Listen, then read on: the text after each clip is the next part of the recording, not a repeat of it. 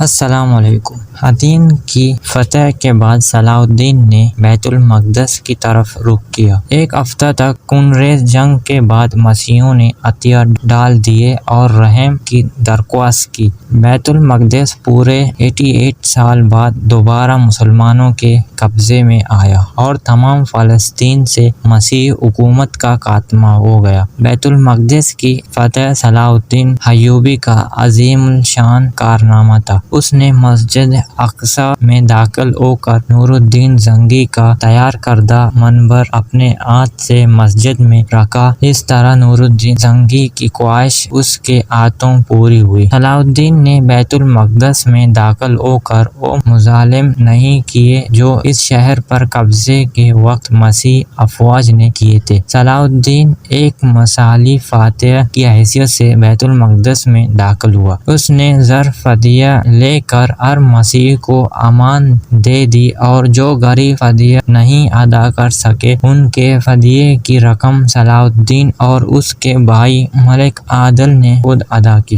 بیت المقدس پر فتح کے ساتھ یروشلم کی وہ مسیحی حکومت بھی ختم ہو گئی جو فلسطین میں 199 سے قائم تھی۔ اس کے بعد جلد ہی سارا فلسطین مسلمانوں کے قبضے میں آ گیا۔ بیت المقدس پر تقریباً 1761 سال مسلسل مسلمانوں کی حکومت رہی تاکہ 1948 میں امریکہ، برطانیہ، فرانس کی سازش سے فلسطین کے علاقے میں یہودی سلطنت قائم کی گئی اور بیت المقدس کا نصف حصہ یہودیوں کے قبضے میں چلا گیا۔ 1967 کی عرب اسرائیل جنگ میں بیت المقدس پر اسرائیلیوں نے قبضہ کر لیا۔